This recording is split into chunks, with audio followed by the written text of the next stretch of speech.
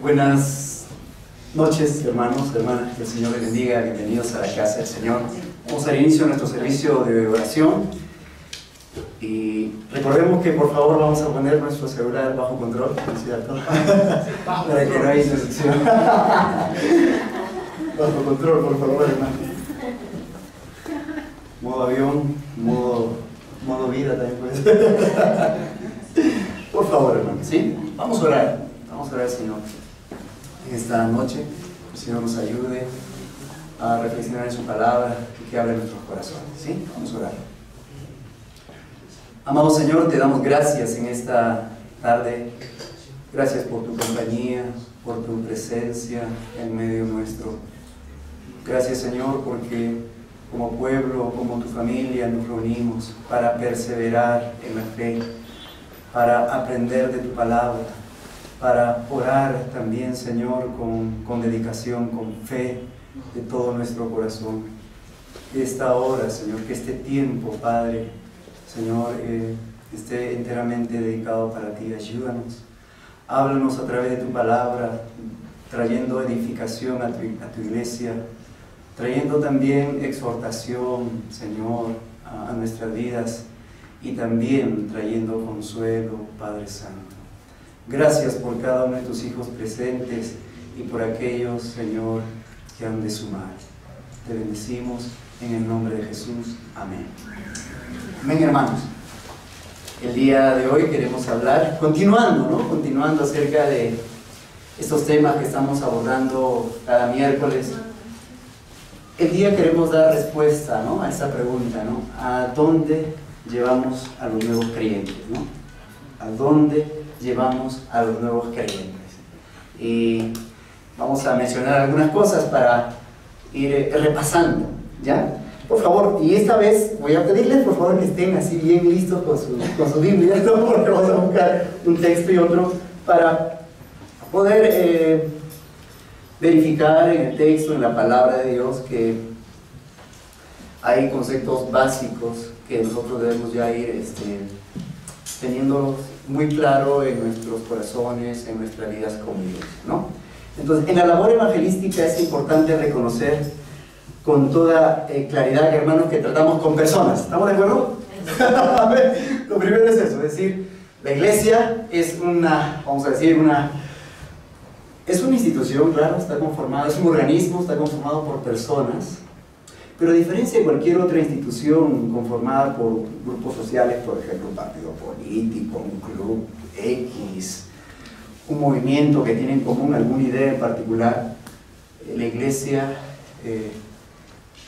está conformado por personas. Amén.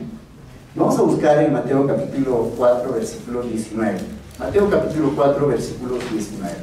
Y ahí está, este es el contexto donde nuestro Señor está llamando a sus discípulos, a los primeros discípulos, y ahí va a llamar a dos hermanos, ¿cierto? Mateo 4, 19. A ver, alguien un poco fuerte, por favor.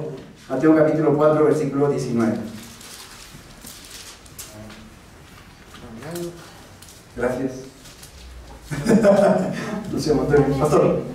Dice la palabra de Dios, Mateo 4, versículo 19, y les dijo: venga en pos de mí, y yo los haré pescadores de hombres. Amén. ¿No es cierto? Ahí está lo primero, ¿no? Interesante. Jesús está llamando a sus discípulos, a los primeros discípulos, en este caso a Andrés y a Pedro, que eran pescadores, y ellos sabían en su trabajo, en su labor, la cantidad de peces, ¿no?, que podían ellos recoger día a día en cada faena, en cada jornada. Y Jesús los llama y va a darle un giro, ¿no es cierto? Y va a decir: de ahora en adelante, si ustedes me siguen, ustedes van a ser pescadores. ¿Pero pescadores de qué? De hombres, ¿no? Entonces, interesante porque la labor de la iglesia es interpersonal, es con personas. Amén. Es interesante porque actualmente las grandes empresas buscan más bien a tratar de todo mecanizarse, incluso hacer las labores del trabajo propio de una empresa con robots, ¿no es cierto?, con máquinas, y entonces quieren ahorrarse lo más que puedan para poder ahorrar costos, ¿no es cierto? Y pueden producir chips, pueden producir tecnología, y así son las grandes empresas, ¿no? Ese es su negocio, por así decirlo, ¿no es cierto?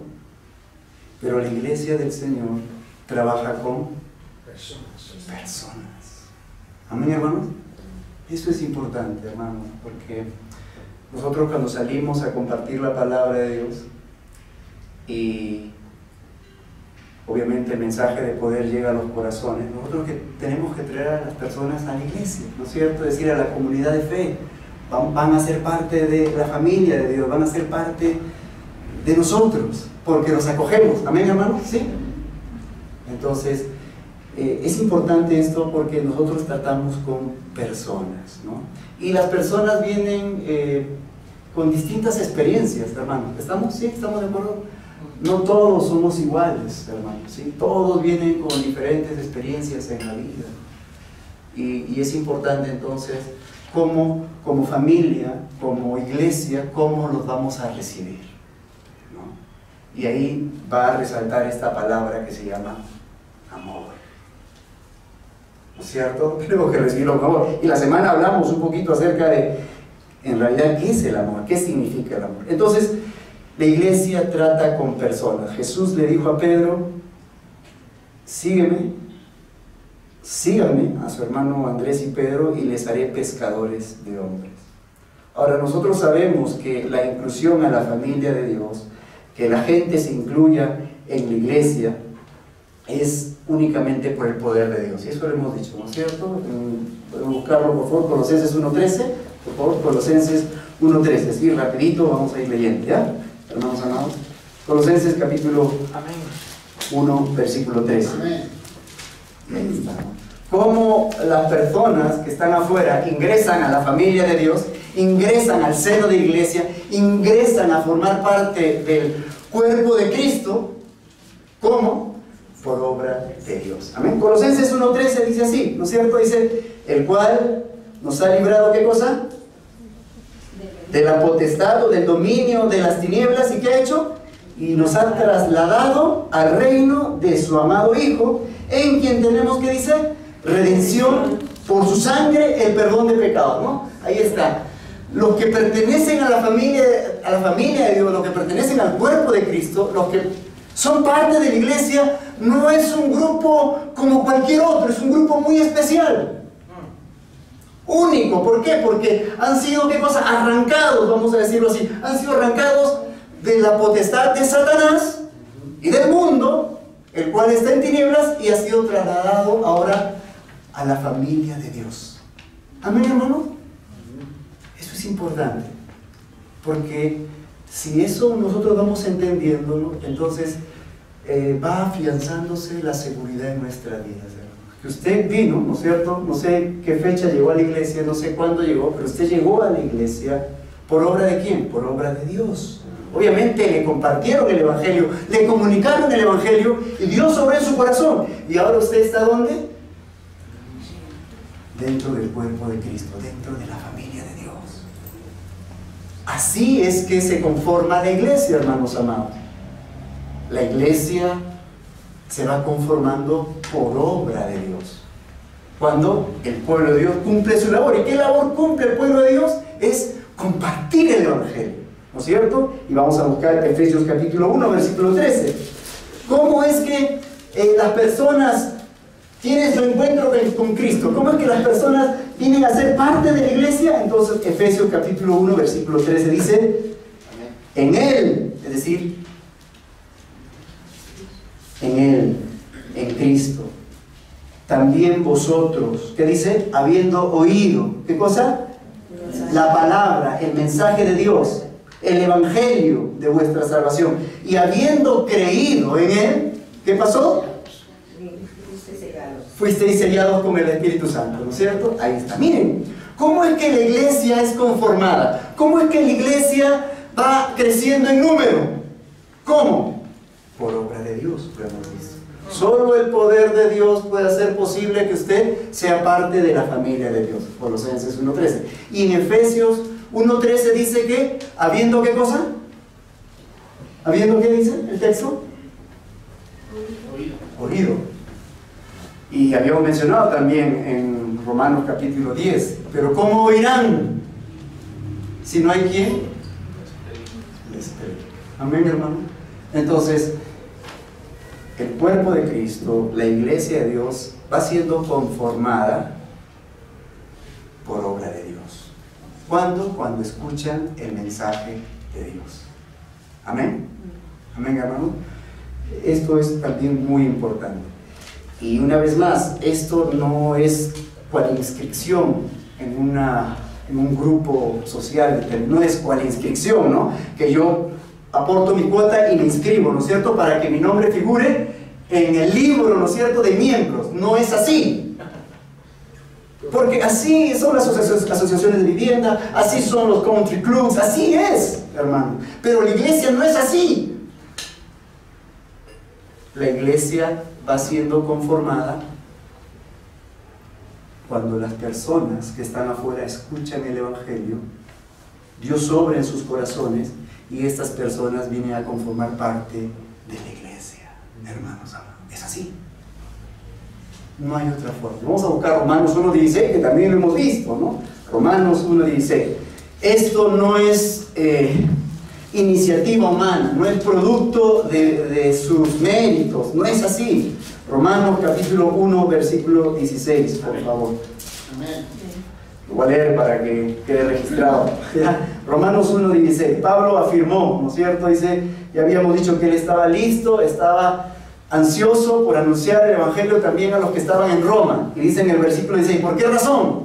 Dice, porque no me avergüenzo del Evangelio, ¿por qué? Ahí está, no sé, el Evangelio es el poder de Dios, ¿para qué? Para salvación de todo aquel que cree, al judío primeramente y también al griego.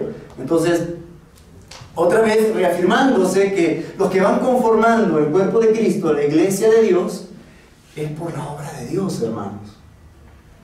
Es el poder de Dios.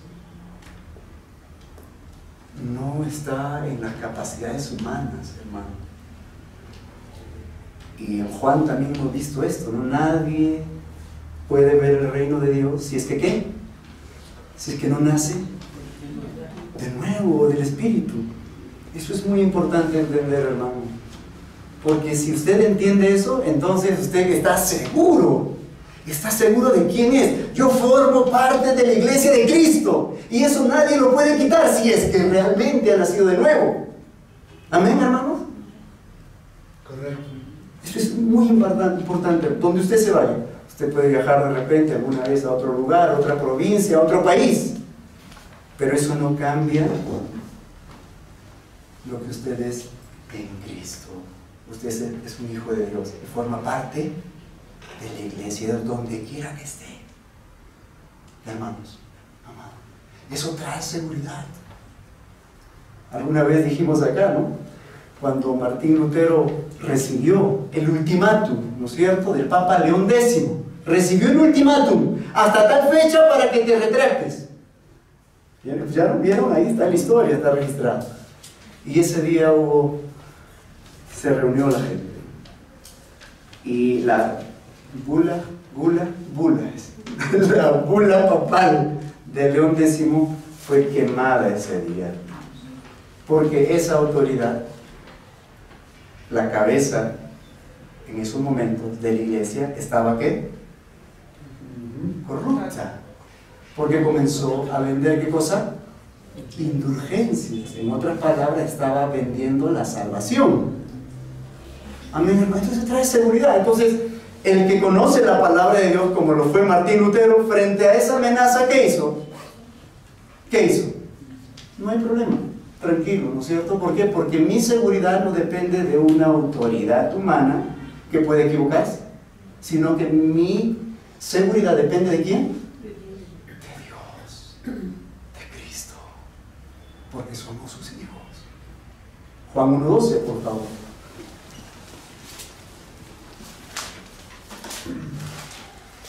Esto es importantísimo, amados hermanos, muy importante, porque si no, en la vida, entonces vamos a vivir inseguros. Y no puede ser así. Juan capítulo 1, versículos 12 y 13 también vamos a leerlo. Dice, mas a todos Que dice, los que le recibieron. ¿A quién? A Jesús, obviamente, más a todos los que le recibieron. A los que creen en su nombre. ¿Qué pasó? ¿Les dio qué? ¿Quién da esa autoridad? ¿Un hombre? Dios. El que recibe al Hijo de Dios, el que cree en el Hijo de Dios, tiene la potestad. Dios le da la potestad, la autoridad de llamarse Hijo de Dios. ¿Y eso puede borrarse cuando se borra un libro de membresía? No, absolutamente, eso no lo borra nadie. Y vamos a decir, Apocalipsis dice, y el que no se halló inscrito en el libro de la vida. Y en ese libro no lo manejan los hombres. Ese libro lo maneja Dios. Apreciado hermano, yo quiero preguntarte en esta noche, ¿tú tienes seguridad de quién eres? ¿Tienes seguridad de que eres un hijo de Dios? Hermano, no, ¿tienes seguridad? Si hoy mueres, tú puedes estar seguro de que irás a la gloria, de que ese será tu destino. Lo hemos dicho acá, con mucho amor lo decimos, ¿no? Pero es la verdad. Es la verdad. Si tú no has nacido de nuevo, no puedes ver el reino de Dios. Por eso creo, y es pertinente siempre preguntarnos, ¿soy un hijo de Dios verdaderamente? ¿He nacido de nuevo realmente? Y hay marcas, de ahí vamos a ver en Primera de Juan también, las marcas de aquel que está en la luz. Vamos a verlo más adelante, pero importante, hermanos amados. Hay un gran abismo, ¿no? Una gran diferencia de cualquier institución social, partido político, movimiento religioso o ciencia religiosa. Hay una gran diferencia con los que pertenecen al cuerpo de Cristo, los que son parte de la iglesia del Señor. La diferencia es abismal, hermano. No se puede comparar ningún credo, ninguna... por ejemplo, los musulmanes, ¿no es cierto? Que son tan vastos en cantidad, en número.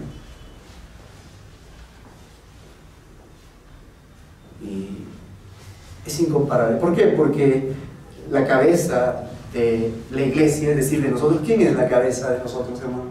Es decir, ¿quién es el jefe? ¿Quién es la autoridad? Cristo. Cristo, amén. ¿Y quién es Cristo? ¿Es como Mahoma? ¿Es como Buda? ¿Es como Él murió y resucitó, dando fe que es el Hijo de Dios? Totalmente. Hay una diferencia abismal, hermanos. El cuerpo de Cristo, que es la iglesia del Señor, se diferencia abismalmente de cualquier institución humana, apreciados hermanos. Y vamos a buscar en Hechos capítulo 12, versículo 13 también, por favor. Hechos capítulo 12, versículo 13.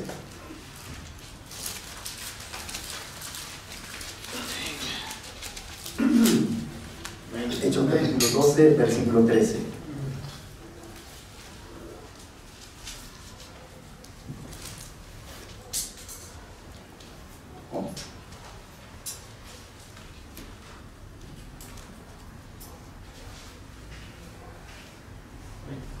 Perdón, me he equivocado aquí.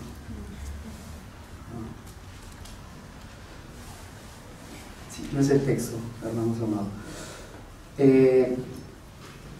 Juan capítulo 14, versículo 6, por favor. Juan capítulo 14, versículo 6.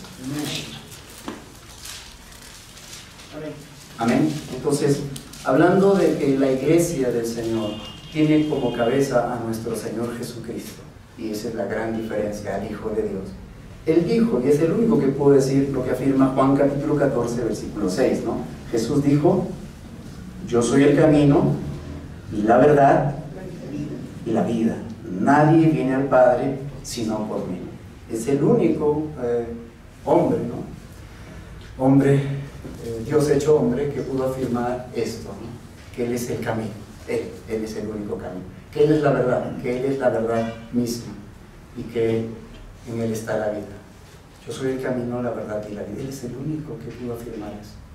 Por esa razón decíamos que hay una gran diferencia, una diferencia abismal con cualquier otra institución, credo, confesión, movimiento religioso, hermanos.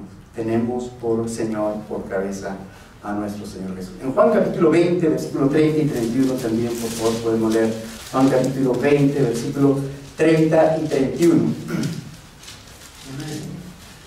Juan 20, 30 y 31.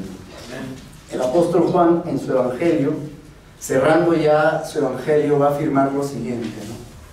Y esto otra vez debe traernos seguridad, hermanos.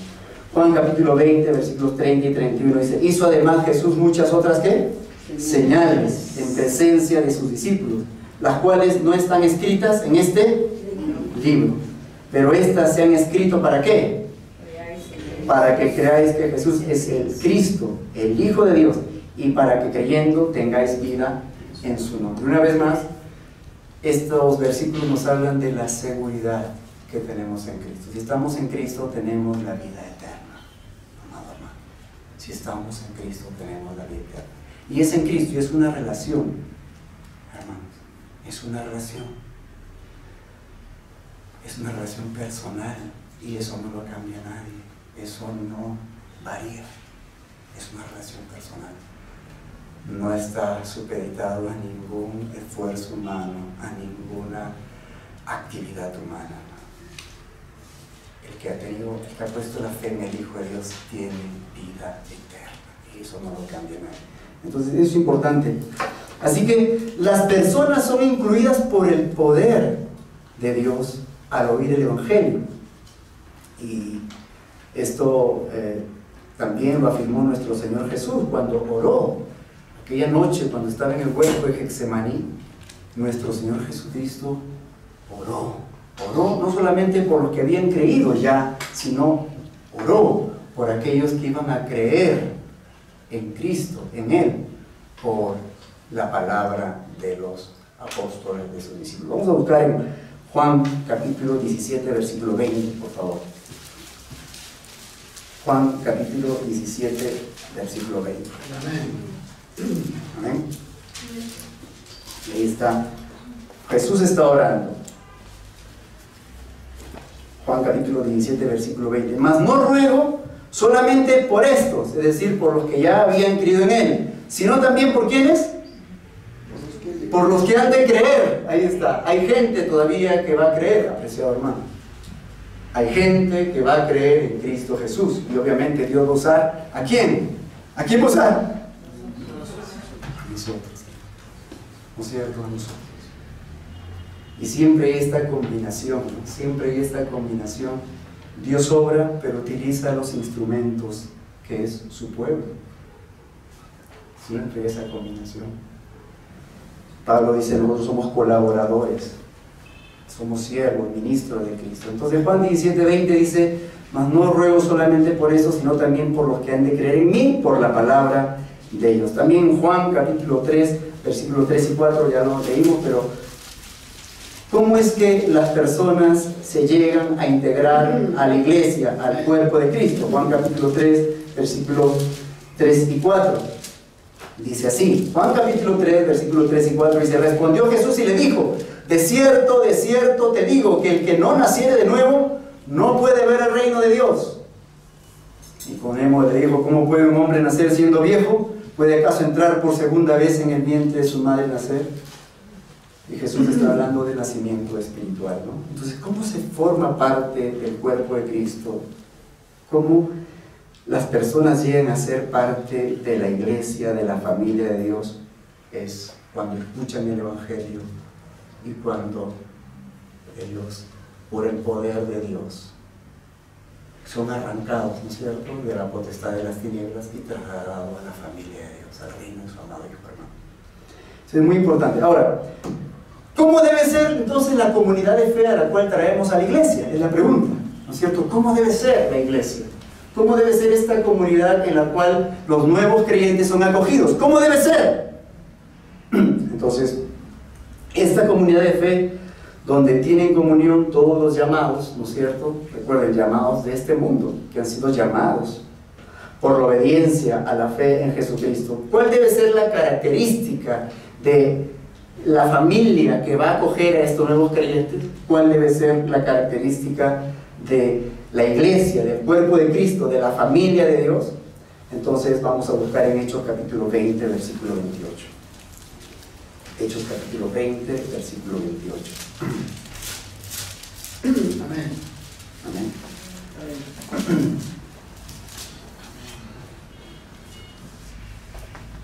Hechos 20, 28. Aquí Pablo, en un momento muy dramático, está despidiéndose de los líderes, podríamos llamarle pastores, y está encargándoles de manera muy sentida, les está encargando cuidar el rebaño, cuidar la iglesia de Dios.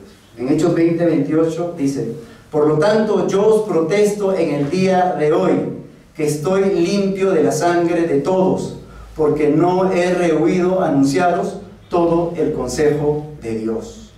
Versículo 27 era 28. Por tanto, mirad por vosotros y por todo el rebaño. Ahí está. Aquí se denomina a la iglesia como rebaño, cual ovejas. Dice: por tanto, mirad por vosotros, versículo 28, y por todo el rebaño, en que el Espíritu Santo os ha puesto, ¿por qué? Por obispos. ¿Para qué?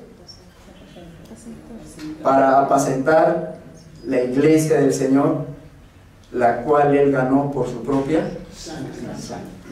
Entonces, miren, hermanos, las personas que conforman la iglesia, las personas que son parte de la familia de Dios, ¿a quién le pertenecen?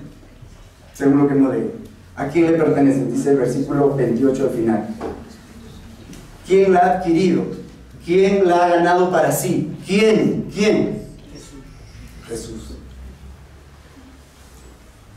Dice el texto: por tanto, miren por vosotros y por todo el rebaño en que el Espíritu Santo os ha puesto por líderes, por obispos, por pastores. ¿Para qué? ¿Con qué finalidad? Para apacentar. ¿Sabe usted qué significa apacentar? Porque aquí dice, ¿no? Pablo le está hablando a ¿quiénes? A los líderes, a los pastores, vamos a decir. Está hablando a la gente que tiene responsabilidad, que son los mayores en la fe. ¿Y qué le está diciendo? Yo les protesto el día de hoy que miren por el rebaño, porque es el Espíritu Santo quien nos llamó, quien nos ha puesto. ¿Quién llama, quién pone? Es Dios. Nadie puede autoproclamarse, apreciados. Nadie puede autoproclamarse. Es Dios quien llama, por medio de su Espíritu. Por eso dice el versículo 28: por tanto, mirad vosotros y por todo el rebaño, en que el Espíritu Santo os ha puesto, ¿por qué? Por obispos, por líderes, por pastores. ¿Para qué? ¿Para qué? Para apacentar la iglesia del Señor. Entonces, todo hombre, toda mujer que Dios lo levanta, porque es Dios quien levanta, y que tiene la responsabilidad de velar por el rebaño, ¿qué tiene que hacer? Es apacentar, ¿no? ¿Y qué es apacentar? ¿No hay ideas, hermanos, por favor? Apacentar. ¿Qué hace el pastor de ovejas con las ovejas? Apacentar. Cuidar. Que no, como ya habíamos visto, que son animalitos torpes, ¿no es cierto? Que no se caigan, que no se mueran. Apacentar es cuidar. Apacentar es llevarlas a que breven, que tomen agua, que sean alimentadas, es decir, cuidar. Miren la responsabilidad que tienen los líderes, que tenemos, vamos a decir, hermanos, de apacentar, dice el apóstol Pablo, de cuidar al rebaño, de alimentarlas. ¿Por qué es la iglesia de quién? De Cristo. Bien, interesante. Entonces, la iglesia no es propiedad de ninguna persona en particular. ¿Amén, hermanos? ¿Es claro? ¿Está bien? La iglesia es propiedad de Cristo. ¿Por qué? Porque Él la ganó con su propia sangre. Y recuerdan lo que Jesús le dijo a Pedro, ya al final, en Juan. Vamos a buscarlo por Juan. Apreciados. Juan capítulo 21. Capítulo 21, versículo 16. Juan capítulo 1, versículo. Juan capítulo 21, versículo 16 en adelante. Volvió a decirle la segunda vez: Simón, hijo de Jonás, ¿me amas? Pedro le respondió: sí, Señor, tú sabes que te amo. Le dijo, ¿qué le dijo? Pastorea mis ovejas. Le dijo la tercera vez, versículo 17: Simón, hijo de Jonás, ¿me amas? Pedro se entristeció de que le dijese la tercera vez: ¿me amas? Y le respondió: Señor, tú lo sabes todo, tú sabes que te amo. Jesús, ¿qué le dijo? Si me amas, Pedro, te voy a pedir algo: cuida el rebaño.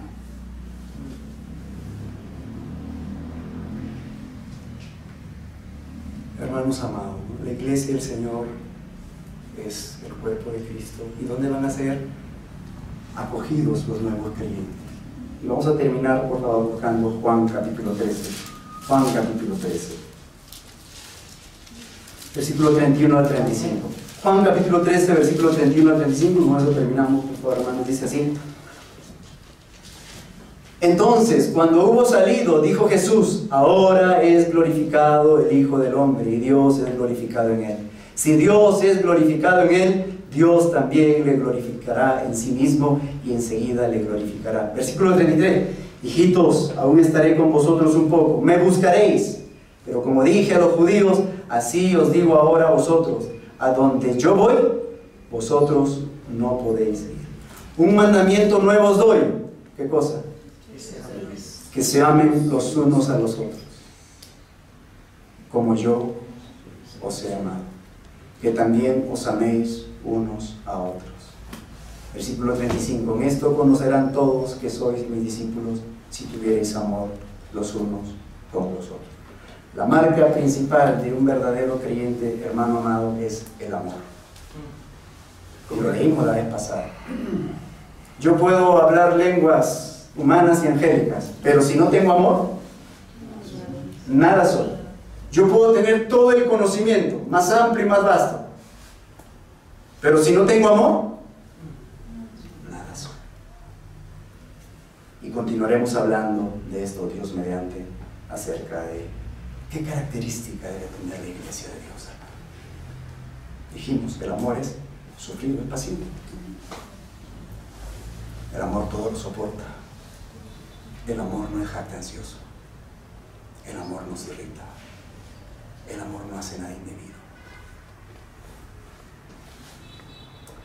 Vamos a orar, hermano. ¿Sí? Vamos a orar. Y vamos a agrupar.